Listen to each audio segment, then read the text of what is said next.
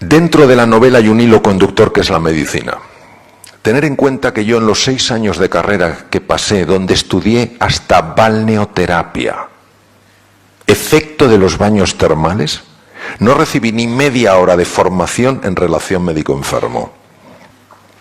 Si tenemos en cuenta los estudios de la Universidad de Harvard, que es la pionera en el mundo en este campo, lleva más de 40 años estudiándolo, entre el 60 y el 80% de las enfermedades que padecemos en el mundo occidental, desde patologías cardiovasculares, diabetes, problemas óseos, problemas tendinosos, cáncer, 1000 cosas, tienen una relación directa con el mundo emocional. Directa con el mundo emocional.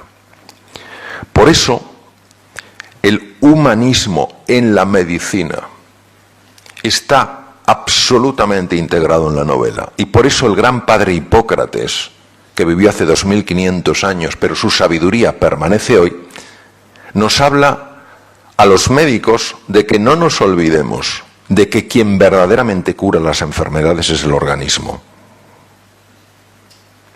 Todos sabemos la diferencia de sentirte querido, acogido y valorado. Hay un concepto que a muchos de vosotros no sonará porque no sois del campo de la medicina, se llama la homeostasis. El gran padre de la homeostasis fue Walter Bradford Cannon.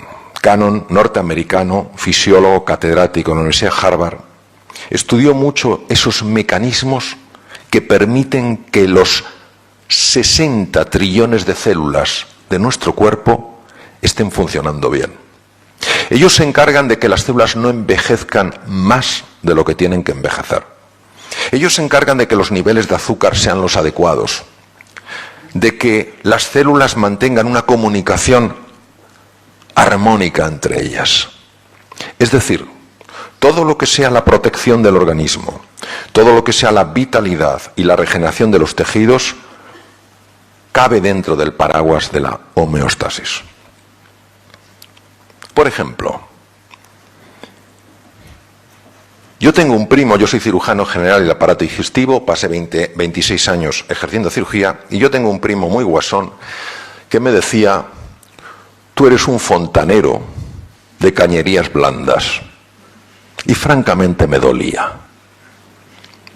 Pero muchas veces miramos el tubo digestivo y dices, curioso, me tomo una patata y sale otra cosa.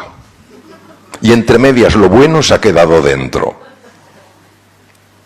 ¿Qué os parecería si os dijera que uno de los factores más importantes para la regeneración del tejido cerebral, uno de los factores más importantes para tener una buena memoria, para aprender deprisa, se llama BDNF?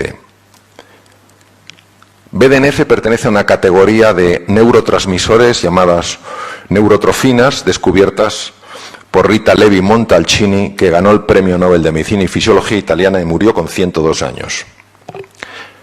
¿Qué os parecería si os dijera que una de las fuentes más importantes de BDNF es el tubo digestivo? Que puedes tener problemas de memoria por problemas del tubo digestivo.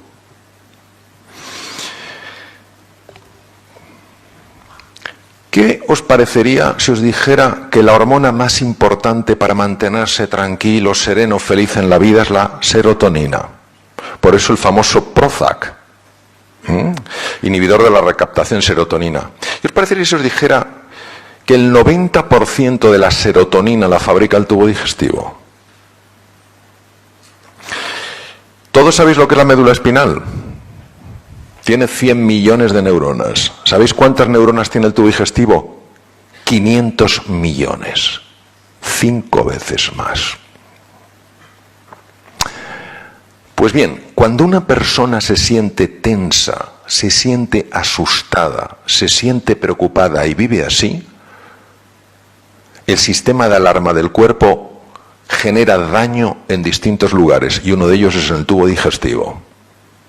Con lo cual baja el BDNF, baja la serotonina y baja el sistema inmune, porque el 80% de la función inmune, que nos protege frente a bacterias, virus y tumores, la controla el tubo digestivo. Es decir, esa homeostasis de la que nos habla con tanto acierto y belleza Walter Bradford Cannon. Es alterada cuando vivimos asustados, cuando vivimos desesperanzados, cuando nos sentimos incompetentes. Qué fascinante los últimos descubrimientos que demuestran que cuando nos sentimos queridos, valorados, acogidos, se produce una activación de lo que se llama el sistema vagal y el tubo digestivo mejora. Es decir, el ser humano, como dice uno de mis grandes maestros, el profesor Alfonso López Quintas, uno de los grandes de la filosofía y un ser humano ejemplar, el ser humano es un ser de encuentro. Y cuando tú te sientes acogido, valorado, querido, reconocido, los 60 trillones de células del organismo lo notan y mejoran. Es más, incluso aumenta la longitud del telómero, que es una cosa que está en los extremos de los cromosomas, que se puede medir y que tiene una relación con el tiempo de vida. Por tanto, para mí el concepto de medicina holística, es decir, no solo la medicina que me apasiona de la ciencia y la tecnología, sino la medicina que valora, respeta el impacto del cuerpo, me parecía absolutamente esencial. Y es verdad que además del cerebro con sus 100.000 millones de neuronas, 100.000 billones de conexiones, está el cerebro del corazón. El corazón tiene 40.000 neuronas. Diréis que pocas. Sí, pero el campo magnético que produce es 5.000 veces más potente que el del cerebro. ¿Sabéis lo que se llama un torus cardíaco? ¿Sabéis que estamos emitiendo un cambio en el campo electromagnético a 3 metros de distancia? Los demás sienten si nuestro corazón está en paz o está en guerra. Y hay mucha investigación en esto. ¿Sabéis que cuando el cerebro, el corazón y el tubo digestivo se sincronizan, cambia radicalmente el funcionamiento del cerebro? Y se produce una sincronización de ondas cerebrales y la persona llega a niveles mucho más altos de inteligencia, de memoria, etcétera. ¿Por qué nos olvidamos de estos recursos que el ser humano tiene? Entonces, y voy a terminar ya con esto para que tengamos un ratito de conversación. Al final nos encontramos con que a todos nos gusta el control, la seguridad, que nos valoren, que nos den importancia, tener un estatus, que nos acojan. Y esto es muy agradable. Que vayas a un restaurante, que te traten con afecto, que te reconozcan, oh, bienvenido, no sé qué, que vayas a un sitio, que te traten con cariño, es muy agradable. Pero cuando el control, la seguridad, el estatus y el pertenecer se convierten en nuestra obsesión, se transforman en una cárcel. Y cuando no te hacen todo el caso que te gustaría que te hicieran, experimentas una frustración sorprendente. Cuando el mundo se mueve, una angustia insuperable. Cuando no te acogen como te gustaría que te acogieran, una sensación de soledad infranqueable. Y en un mundo como el actual, un mundo buca, volátil, incierto, ambiguo y complejo, ¿entendéis por qué los niveles de ansiedad no paran de subir? Y los de su prima hermana, la depresión. Lo que he pretendido, lo que he buscado, es ayudar a través de lo que escribo a que nos demos cuenta de que es normal que nos guste la seguridad, que es normal que nos guste el estatus, el reconocimiento, la valoración, que es normal que nos guste que nos acojan, pero que no nos podemos quedar ahí. Que el verdadero crecimiento, la verdadera magia, la verdadera evolución de un ser humano es cuando abraza la aventura, cuando ve en la incertidumbre no un peligro sino una oportunidad, cuando se ocupa, no solo se preocupa, sino que se ocupa en crecer por dentro, y cuando en su vida es una prioridad añadir valor a la vida de los demás. Esa contribución, ese levantarte por las mañanas y en lugar de decir a ver quién me ayuda hoy en la vida, te plantees a ver a cuántas personas ayudo yo hoy. Eso es lo que he querido transmitir. Muchas gracias.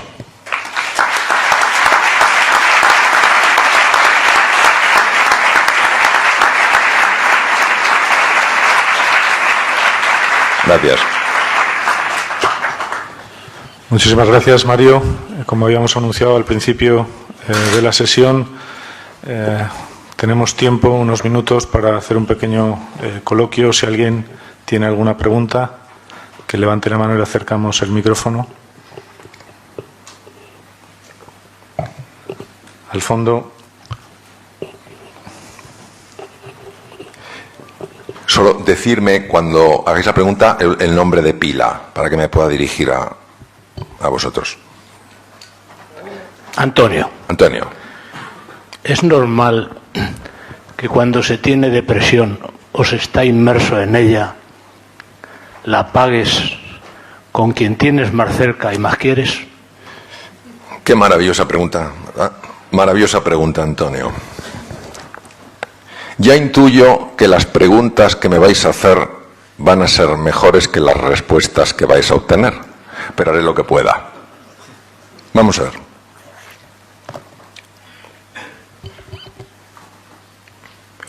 Cuando un ser humano se siente en peligro,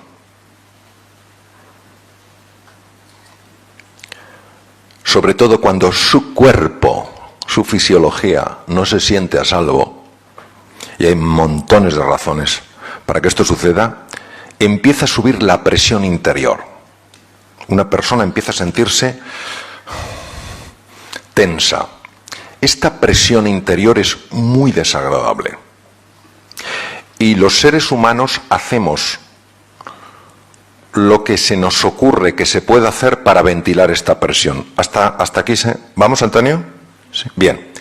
Hay 3 mecanismos fundamentales que se utilizan para eliminar esa presión. La primera es el ataque. Agredes con el pensamiento, con la palabra o con la acción. Hay formas de agresión como es la culpa.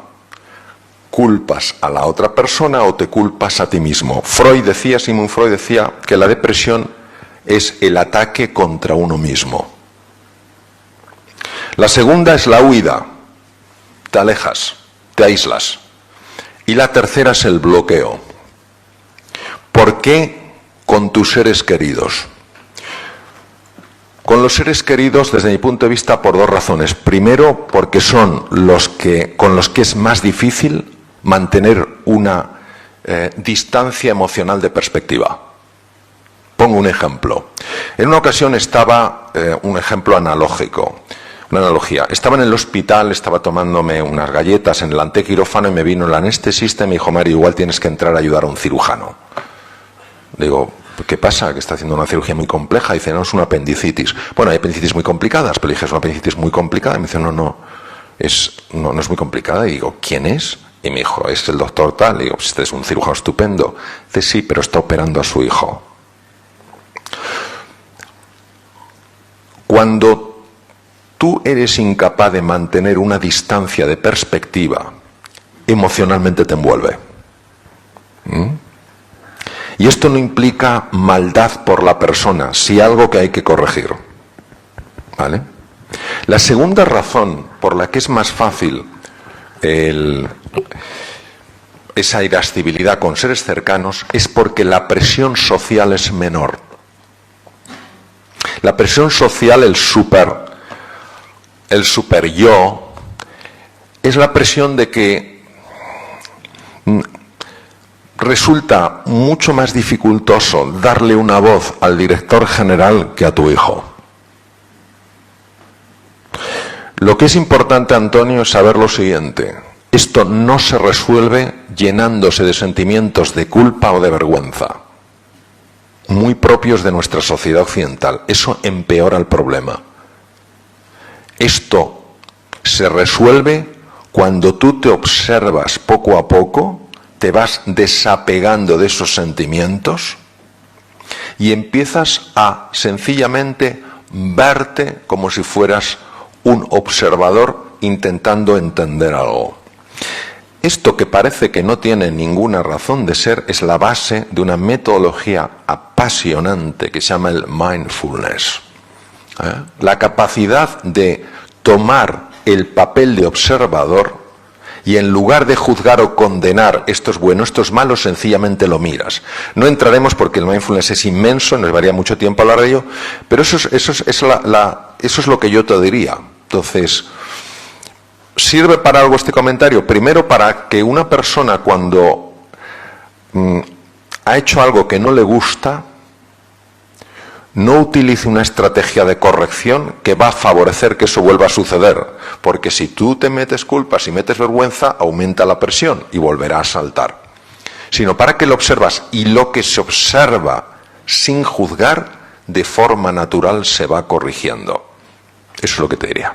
¿Te ha sido de alguna ayuda? Tu cabeza se mueve así como diciendo a medias. Bueno, yo creo que lo que he hecho bien ha sido preguntar. Eso seguro. El mero hecho de poner aquí uno de mis problemas, creo que es bueno. Es muy bueno y es muy valiente. Generalmente nos comemos los problemas y no los exponemos a los demás. Bien. Ahora, antes que te sientes, Antonio, honestamente, ¿quién alguna vez en su vida ha dado una voz que no tenía que haber dado? ¿Quién alguna vez en su vida se ha sentido deprimido? Como decían los hermanos Mayo, bienvenido al club. Muchas gracias. El problema de esto es que no lo hablamos y cada uno se lo traga pensando que solo le pasa a él o a ella. Cuando se han estudiado las mejores escuelas de psicoterapia del mundo, viendo cuál era la mejor, se ha visto que ninguna metodología es mejor. La clave es la relación. Todos los problemas que tenemos las personas son porque no conseguimos ver en la otra persona a alguien como nosotros, con sueños, ilusiones, luchas internas, preocupaciones. Si viéramos eso, viviríamos mucho más años físicamente, estaríamos mucho más sanos, seríamos más productivos